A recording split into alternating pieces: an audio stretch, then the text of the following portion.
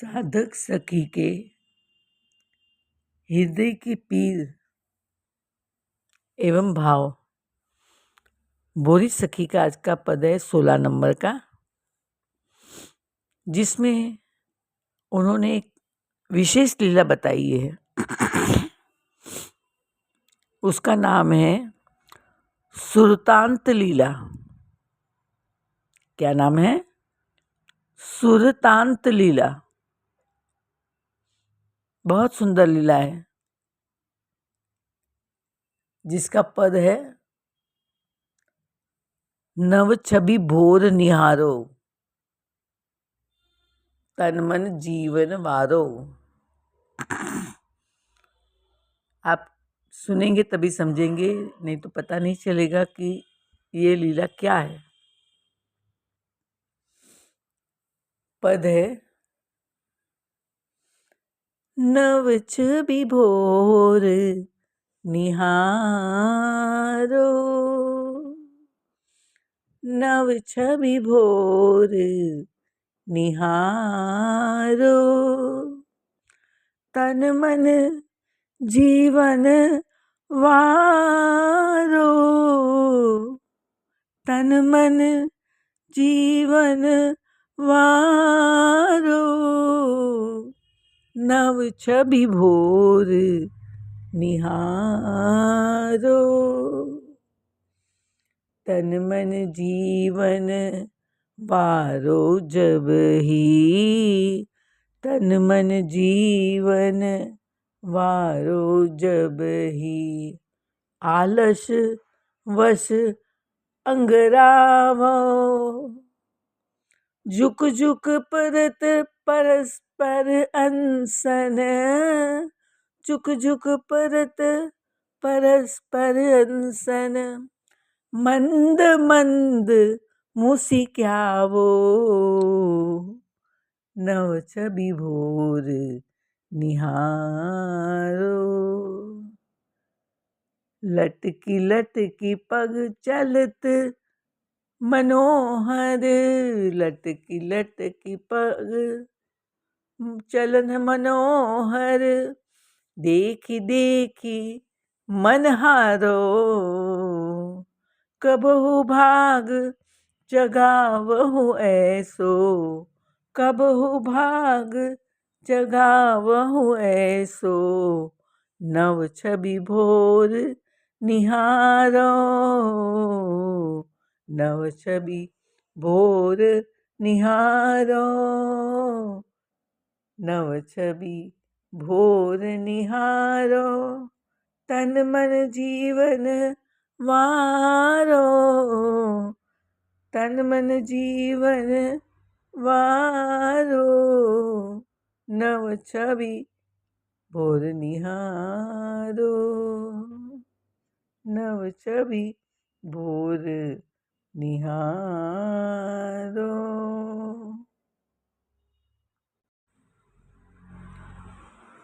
नव छवि भोर निहारो। आइए इसको समझे, ये सुरतांत लीला क्या?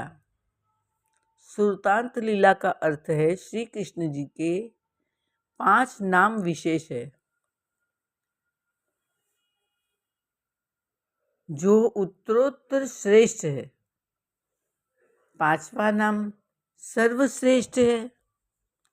पहला नाम है द्वारिकानाथ, दूसरा है मथुरानाथ, तीसरा है वृंदावन बिहारी गोपाल, चौथा है नंदलाल और 5वां है निकुंज मंदिराधीश्वर श्री कृष्ण। 4 नाम तक की लीला में सखा सखी गौ बछड़ा माता पिता सब उसमें होते हैं, परंतु जब राधे श्याम निभृत निकुंज में जाते हैं तो उन दोनों के सिवा किसी का भी प्रवेश नहीं। तब वे अपनी आत्मा राधा के से एक हो ध्यानस्थ बैठते हैं। श्री कृष्ण का स्वरूप सर्वोत्तम होने से यह नाम निकुंज मंदिराधीश्वर नाम सर्वश्रेष्ठ है।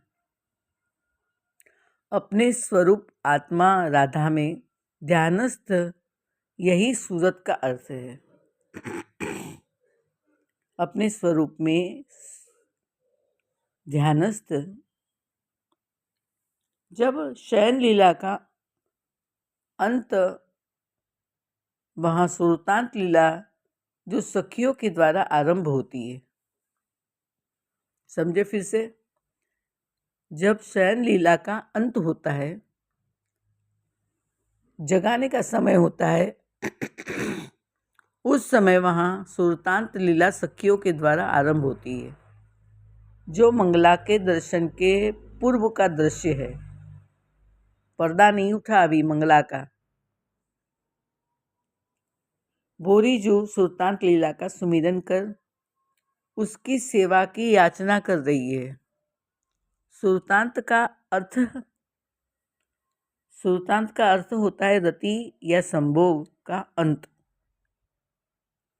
रति का अर्थ रत होने का भाव, किसी बात पे रत होने का भाव। आनंद तृप्ति, जैसे प्रेम रति, काम रति, ऐसे। तो संभोग का अर्थ क्या होता है? पूरी तरह से होने वाला भोग, उपभोग या व्यवहार। दूसरा अर्थ होता है समागम, मैथुन रति क्रीड़ा। तीसरा अर्थ होता है प्रेमी और प्रेमिका मिलाप, जो संयोग श्रृंगार कहलाता है। चौथा है संभोग का अर्थ जब दो व्यक्ति किसी वस्तु का समान रूप से भोग करे, उसे संभोग, काम क्रीड़ा, रति क्रीड़ा कहते हैं। तो सुरत का अर्थ जीवात्मा परमात्मा का ध्यान शुद्ध याद द्वारा एकत्व में स्थित होना है। श्री कृष्ण की आत्मा राधा है और राधा की आत्मा कृष्ण है। उनका नित्य निवृत्त निकुंज में एकत्व होता है। ये समझाने की कोशिश रसिक संतों ने की है, जिसे उन्होंने सुरतांत लीला नाम दिया है। संसार के भोगों का अंत और स्वरूप में स्थित, जैसे उन्होंने सुरतांत लीला नाम दिया है, इस लीला को हम संसारियों की दृष्टि से समझे तो दो प्रेमी का विवाह हो, उसका रात्रि मिलन एकत्व के लिए कमरा सजाया जाता है। जैसे राधे श्याम के लिए सखियां निकुंज सजाती है। सखियों की तरह भाभी, ननंद, सहेली, मित्रों ने हंसी मजाक करते उस कमरे में भेजा दुल्हन को। संसारी की दृष्टि से उन दोनों में एकत्व हो, दूरी दूर हो, इसीलिए उनके मध्य काम क्रीड़ा, रति क्रीड़ा होनी जरूरी है। इस काम युद्ध में जीत हार भी होती है। अब प्रातः हुई, भाभी, ननंद, सखी आई। वो कमरे की दशा देखेगी, दुल्हा दुल्हन की दशा देखेगी। अगर कमरा अस्त व्यस्त, दुल्हा दुल्हन अस्त व्यस्त, तो सब समझ जाएगी कि रात्रि को रति क्रीड़ा, काम क्रीड़ा दोनों के मध्य हुई है। दोनों एक हो गए, उसकी खुशी होती है। अब इनमें दूरी या भेद न रहा। तब दुल्हन को काम क्रीड़ा की बातें छेड़कर सब मिलके सताएंगे, हंसी मजाक करने लगेगी और युगल शर्माएगा। यही रति द्वारा संभोग से दोनों एक हुए, ये सुरतांत लीला। परंतु अगर कमरा व्यवस्थित, चद्दर पर कोई सिलवट नहीं, दुल्हा दुल्हन दोनों रात को सचे थे वैसे ही है, बाल भी नहीं बिखरे, मेकअप भी नहीं बिगड़ा, भाभी, ननंद, सखी को शंका होगी कि कोई बात जरूर है, दोनों का मिलन एकत्व नहीं हुआ। माँ बाप को जाकर शिकायत करेगी, सूरत लीला ही नहीं हुई, तो सुल्तान लीला में जो सखी द्वारा जो हंसी मजाक करती है वह कैसे होगी? नहीं होगी। यही संसारी सुल्तान प्रसंग से राधा कृष्ण की सुल्तान लीला समझनी है। आइए पद समझे। व्याख्या है, नव छवि भोर निहारो, तन मन जीवन वारो। भोरीजू कहती है, हे प्यारीजू, मेरा दिल चाहता है कि मैं नित्य आप युगल की नित्य नई छवि का दर्शन करूं। हर पल नहीं है। जीवन में जो भी पल आती है वो हर पल नई ही होती है। जो पल गई फिर नहीं आनी। तो उस हर पल नई भोर की पल जो प्रातः शयन के बाद की और मंगला के पूर्व की पल में जब सखीजू आपको जगाने उस निभृत निकुंज में प्रवेश कर आपके मिलन के रस की छेड़ती है, आपके मिलन के रस की छेड़ती है, तब आपके लजाते शर्माते दर्शन होते होंगे। मैं भी उस सुल्तान लीला सेवा में आना और आपके उस दिव्य दर्शन कर अपना तनमन जीवन न्योछावर करना चाहती हूँ।